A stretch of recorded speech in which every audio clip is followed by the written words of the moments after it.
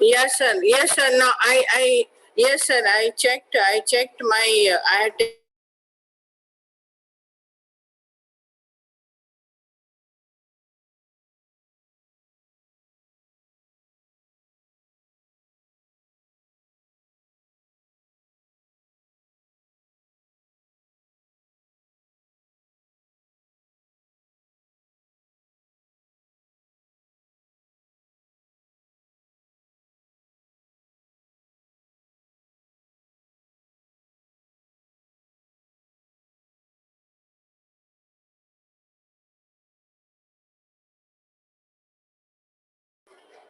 Okay, shall we start? Good morning. Good morning. Yeah. So tomorrow's just a little bit. I will ask about yesterday's class, whether you people understood or not. Just tell me who's an expatriate.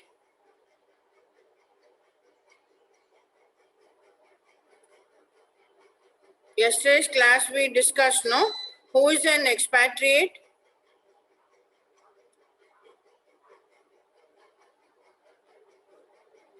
Anybody? Kartikeyan, Satish. Who is an expatriate? See the slide. What is an expatriate? Read and tell me. Who is an expatriate?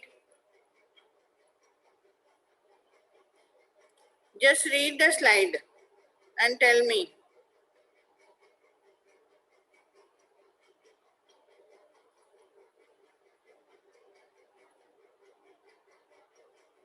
Somebody. Yeah, you. Staff that are moved across. Yeah. Staff that are moved across national boundaries to work within the international firm's foreign operations are called expatriates. Yes. In your own words, you tell. Expatriate. Yeah. In your own words, you tell who is an expatriate. Who is sent to a foreign country by a company to work on any project or assignment. That person is called as an expatriate. You got it, all of you? Who's an expatriate? Yes, ma'am. Yeah, a person who is sent abroad by a company to work on a project or an assignment is known as an expatriate. Now tell me full form of PCN. Who is a PCN? What is the full form of PCN?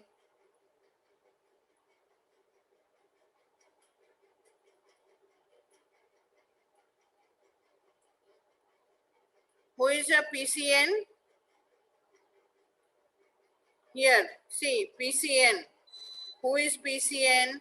So read out what is the full form of PCN. Parent country nationals. Yeah, HCN, HCN and TCN. Also you read out Kartigan. Host country nationals, ma'am. Yes, and TCN. Third country nationals. Yes. So who is the PCN? Who is this employee? He sent from where to where? In this diagram, tell me where PCN, who is the PCN employee here?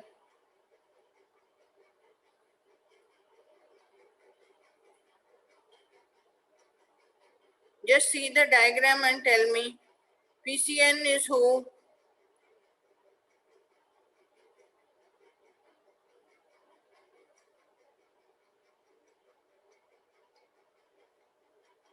PCN is an employee from the company headquarters. The parent country headquarters, that means the company's headquarters. From there, the employee is sent to subsidiary operations in country A. That employee is known as PCN, parent country nationals. So from headquarters of the company sends him to other branches in any country. That person will be known as PCN. Who is an HCN? Host country nationals. Just read out the slide, no? Host country nationals, who is HCN?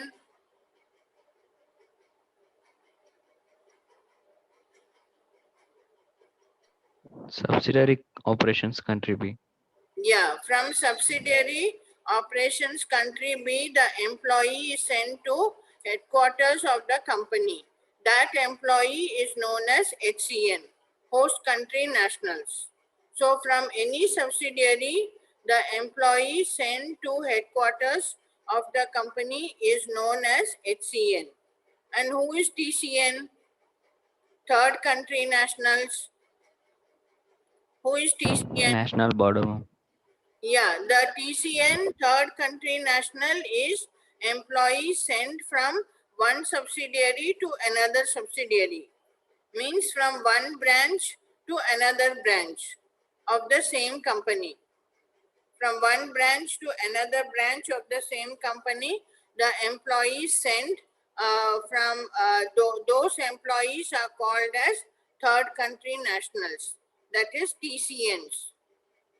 These are basic concepts. You should be uh, understanding them. Then only you can understand more about this topic. Okay. So we'll go to our topic of today, that there are lot of external factors which influence international human resource management. Wherever the company is having its foreign operations in whichever country, so in that country, what type of government is there? What is the state of the economy there? What are the business practices there? That will all influence the international human resource management. So whichever country the company is going to set up its foreign operations, whichever host country, that host country's government may tell the company MNC that you should hire more of local people. They may do such kind of ordering to the MNC. They may order the MNC that whichever foreign country is setting foreign company which is setting operations in its country, they make it a rule that those foreign companies, they should hire more of local people. So like that, rules may come from the government, the economic state in that country, what are the practices in that country, business practices in that country, all influence IHRM. So like you see, business practices of America and India, it is very, very different. If you see American people, they will do business very punctually. They are very particular about punctuality, and they want everything written down. Whatever deal they make, whatever agreement they make, everything should be written down according to American business practice. But if you see in India, punctuality is not very good. We follow our Indian standard time. So punctuality is not very good. And most of the business deals are done based on trust. There is not much anything written down. People, business people, they will have good relations with each other. Just by orally speaking to each other, they can enter into an agreement. They can enter into a deal. So like that, business practice, you see, it is so different in India when compared to America. So like that. So in each country, the business practices will be different. So all this will influence IHRM, International Human Resource Management. Then what kind of labor they have? What is the cost of labor? That is also influencing IHRM. If you see in developed countries like USA, UK, Singapore, Canada, all these are developed countries. There the labor is expensive and they are very organized. And there the governments also will be very strict about labor laws. They will be very strict laws regarding taxes, regarding health and safety of employees. So in developed countries, the governments are very strict about their laws. So MNCs who are setting up their operations in developed countries, they have to follow the laws, which is dictated by the governments in the developed countries. But if you see in developing countries, the labor is very cheap. Like in Asian countries like India, China, Indonesia, Malaysia, here and all Asian countries, the labor is very cheap and it is not so organized. And the governments here also, they are not very strict about labor laws, about health and safety of employees, about taxes. So MNCs can find out some ways how to break the law, how to avoid the law. All those things MNCs can do in Asian countries. So that is why more and more foreign companies, you see, they are setting up factories in China, India, and all these places, because here the laws are not very strict and labor is very cheap. So their cost will come down. So all these are factors, major factors which influence international human resource management. So as an international human resource manager, you should be aware of all this. Which country your company is setting up operations, what type of government is there, what kind of economy is there, what is the business practices there, what is the labor, type of labor, cost of labor, what are the laws in that country. Everything the manager, HR manager should be aware. So now we will see the difference between domestic HRM and international HRM. This is a definite question which will come in your question paper. All your question papers have this question, which is a very common question. So what is the difference between domestic HRM and international HRM? This is again a basic concept. So domestic HRM is regarding those employees who are from one country only. They belong to one nationality only. And the employees may be from one particular region, or they may be from one particular zone. Like that, they may be grouped. So employees from South India or employees from North India, like that, they may be grouped. And their work will be very routine. They will not have any language problems. They will be all speaking a common language. Their salary also not much difference is there. No administrative support is required from company for the domestic employees. They don't need help in schooling, in getting medical facilities and all. Company need not help them. So they are local employees, so they can take care of themselves. If there is any difficult situation, like any terrorist attack has happened in India, or suppose, or if any natural calamity like floods or tsunami, or like present situation, pandemic, the local employees will take care of themselves. So there is no need of company to extend help to them. So this is all about the domestic HRM. Now we will see the international HRM.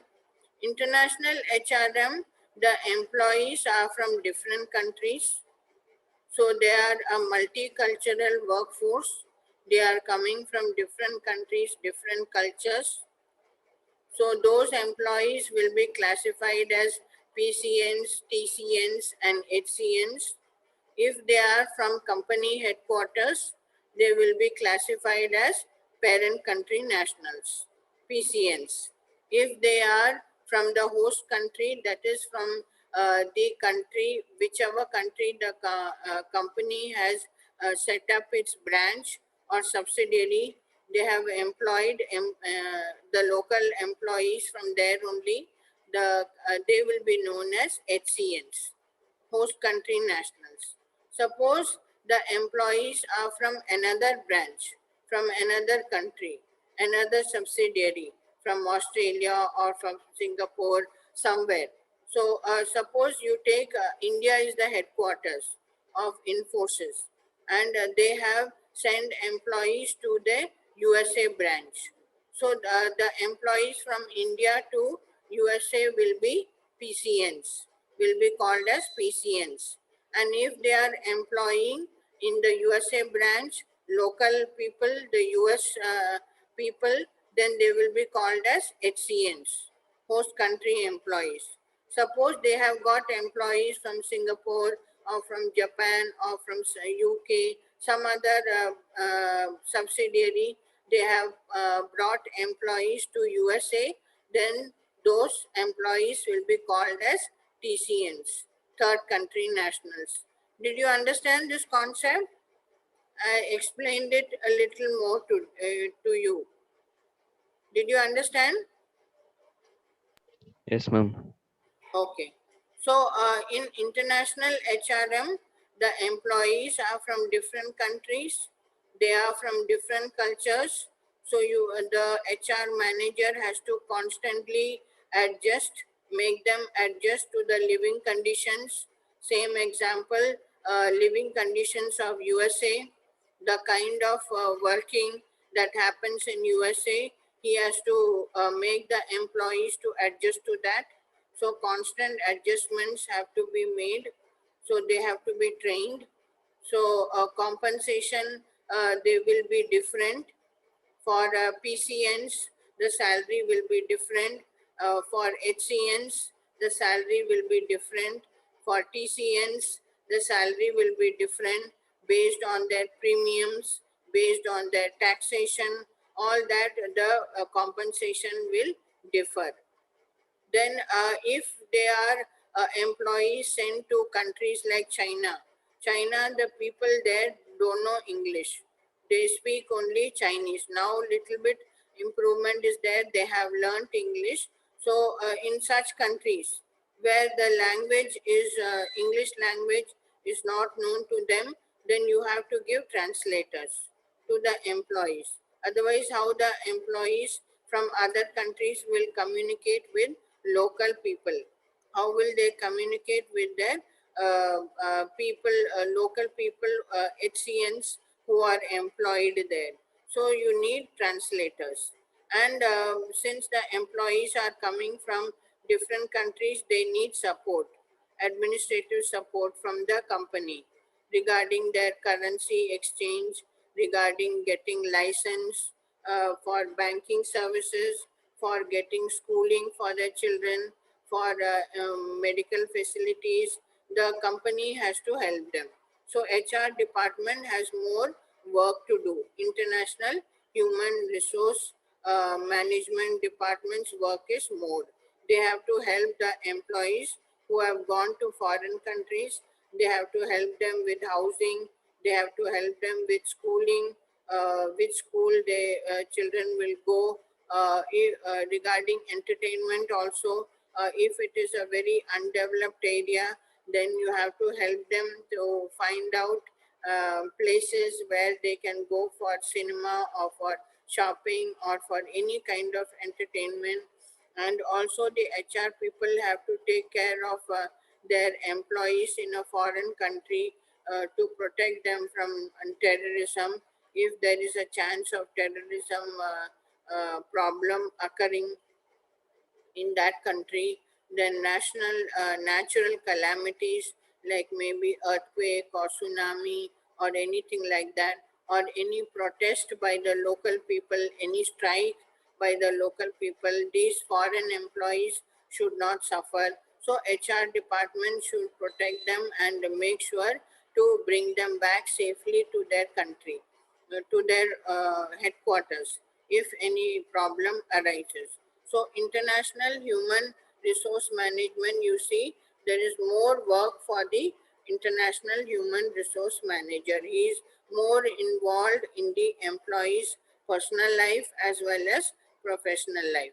Whereas domestic HRM is very simple. Comparatively, it is very simple. They don't have to involve much with the employee personally. So now we will see the models of IHRM. There are 5 models.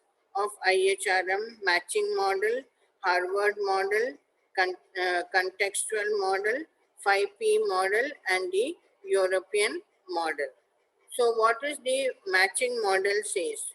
Matching model says that resources should be efficiently utilized by the company to fulfill its objectives, especially their human resource.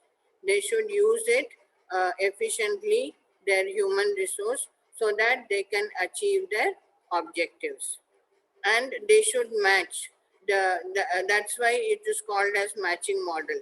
There should be a match between what is the organizational strategy of the company, and between the organizational structure, and between the HRM systems in the company. There should be a fit between all these three.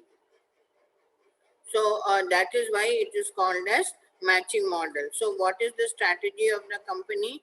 It should be matching to that the organizational structure, and matching to that the HRM systems within the company. So suppose if the organizational strategy of the company is customer satisfaction, they want to achieve maximum customer satisfaction, then their organizational structure will be decentralized. There will not be much of control by the management.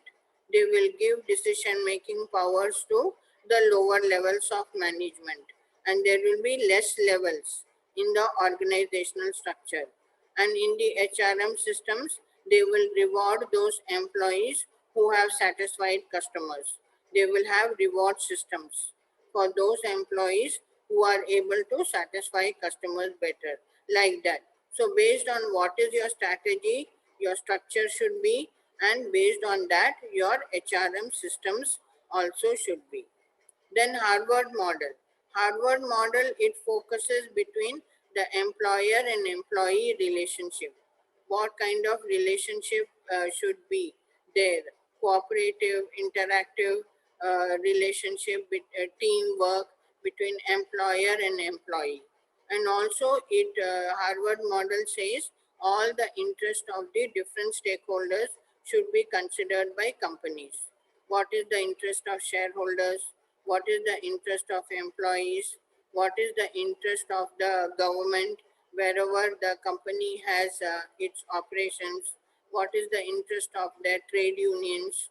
All these things. What is the interest of the society in the company? All this should be related to their objectives. So what are the objectives of the company? Should be it should be related to what are the interests these different stakeholders have. So like that, the Harvard model is telling. Contextual model says that companies will find different ways to achieve the same result. That means most of the companies, they want to achieve profit, they want to achieve more sales. So that will be their objective, very common objective. They want to reduce cost, they want to achieve customer satisfaction. These are some common objectives of companies. So to achieve these objectives, they will all use different ways to achieve the same objectives. So then the company has to link what is the external environment factors. They should link it to their internal organizational factors. That means outside the company, what is the external environment, what is the socio-economical conditions outside their organization, what is the technological developments that is taking place outside, what is the political situation outside, what is the legal system outside, what kind of competition is there outside in the business environment. All these factors will influence what kind of culture the organization will have within itself, what kind of organizational structure they will have in their organization, what type of leadership style they will have in their organization. So there should be a link between the external environment factors and the internal organizational factors. There should be a link between the two based on what is the external environment situation. Based on that, the organization should develop that internal environment. So that is what the contextual model is telling. Then the 5P model. 5P model is telling that we should blend all the 5 human resource activities to achieve the needs of the organization. What are the strategic needs of the organization? We should use the 5 human resource activities. Like what is the philosophy of HR? What is the policies of HR? What is the programs of HR? What are the practices of HR, and what processes they use in HR? All should be blended, all should be used to achieve the strategic needs of the organization. So again, there should be a relation between what are the human resource activities in your organization, and there should be a relation to your strategic objectives of your organization. So your strategic objectives of your organization can be achieved based on the human resource activities that you have within your organization. That is what the 5P model is telling. Then the European model is telling about the European organizations. The European organizations, they have their own ownership pattern, they have their own legal laws, they have their own culture. So European organizations are very different compared to other organizations. So the European model says that they have their own system of doing business. So their own culture, their own legal laws, all they have trade union movements. So the employees have a union movement within European organizations. So their HR is influenced by all this. The European organization, the HR is influenced by all these characteristics of the European organization. So these are all the models of IHRM. Now we will see the reasons why IHRM has come about, why International Human Resource Management has come about. What are the reasons? Why the workplace has changed today? So these are the reasons. One is global competition. More and more companies, they are not satisfied doing business within their own countries. They want to expand, they want to diversify, they want to do business in other countries. So global competition has increased. And the second reason is more and more companies are going for mergers, acquisitions, and alliances. That means companies are entering into deals with each other. They are acquiring each other companies. Two companies are merging into one. So, like how recently banks, Indian banks, you saw that they merged. Some banks merged with other banks. So this is all to become stronger in the market and also to be able to beat the competition in the market. So that is why companies do this mergers, acquisition and alliances to become stronger in the market, to be able to survive in the market and to be able to beat the competition in the market. The third reason is the organizations have done lot of restructuring. Earlier, the organizational structure, there were lot of many levels were there, and there were tall organizational structures. But now, if you see, the organizational structures have changed. Many levels have been removed. Middle managers, many levels have been removed, and the organizational structure has become flatter. It's not tall, it has become flatter and broader. So all this is again the organizational structure has changed because of competition, because to beat the competition, because to survive in the highly competitive business environment. So that is the third reason. So and fourth reason is the developments in technology and telecommunication.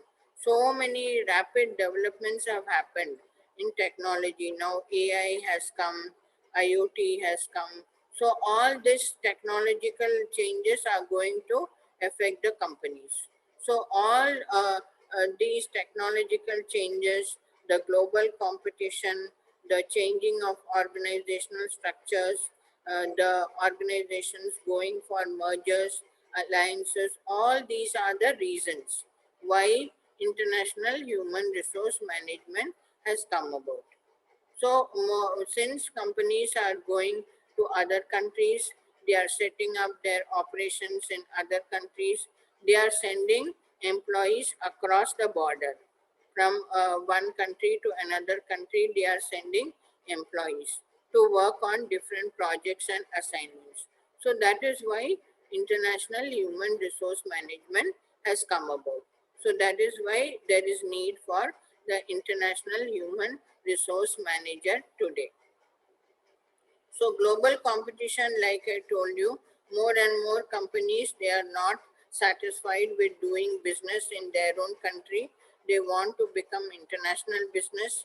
They want to diversify. They want to set up business in different countries. So the global competition has increased. And MNCs, the people are forcing MNCs to be socially responsible. That means to take care of environment, take care of society. They are forcing the MNCs to do business in the honest way. So these are all explanations which I just now told you about mergers, acquisition, alliances, all this by reading only you can understand.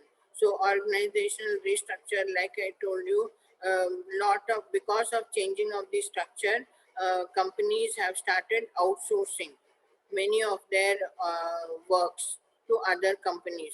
So they don't need many employees. They have laid off many employees. That is retrenchment. They have laid off many employees. They have merged their businesses. So all this kind of restructuring is happening in organizations. And the technological advancements. We see so many advancements have happened in technology in the past 10 years. So all this has led to the development of IHRM. Everything has become computerized. Communication has become cheaper and faster. Transportation has become cheaper and faster. So everything is going digital. So all these technology changes are going to affect the companies. So companies will not need so many employees. They will remove many employees and they will manage with minimum employees. So they will change their structure. So automation, AI, artificial intelligence automation, that is also going to make many companies to remove employees because machines will do the work. They don't want humans. They don't want employees. So all these are changes. So these changes are bringing about the development of IHRM. So to fight against this hectic competition, to survive against in this hectic competitive environment, the companies today have to be flexible.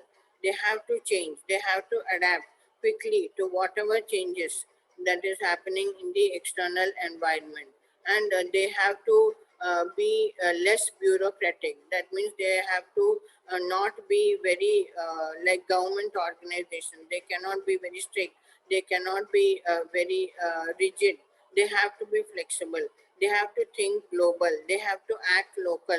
That means they have to think of making their business going global, but at the same time, whichever country they are setting up their operations, they should adopt the culture, practices, living style, everything what is there in the local area, they should adopt that into their operations. So that is what is the meaning of think global, act local.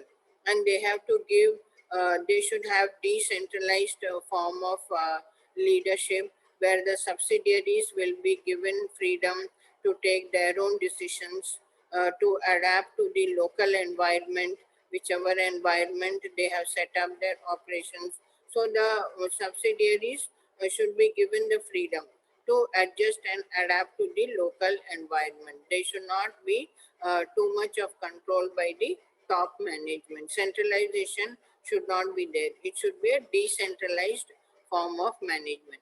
So all these are the reasons why IHRM has become so prominent today.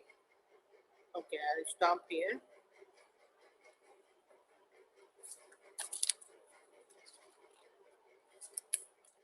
Sir, Murli sir, you are having pen?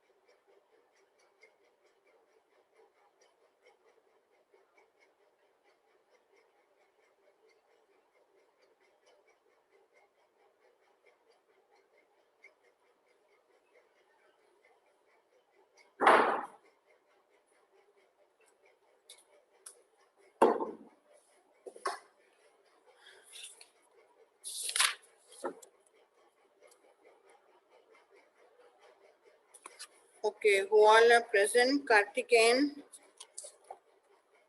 Yes, ma'am.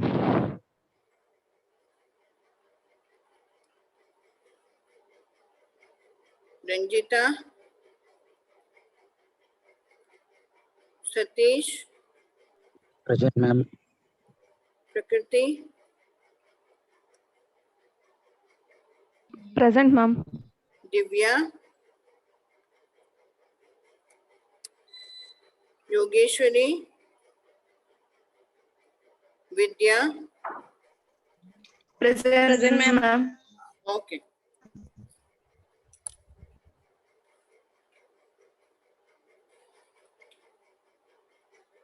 Okay. Anything else you want to say?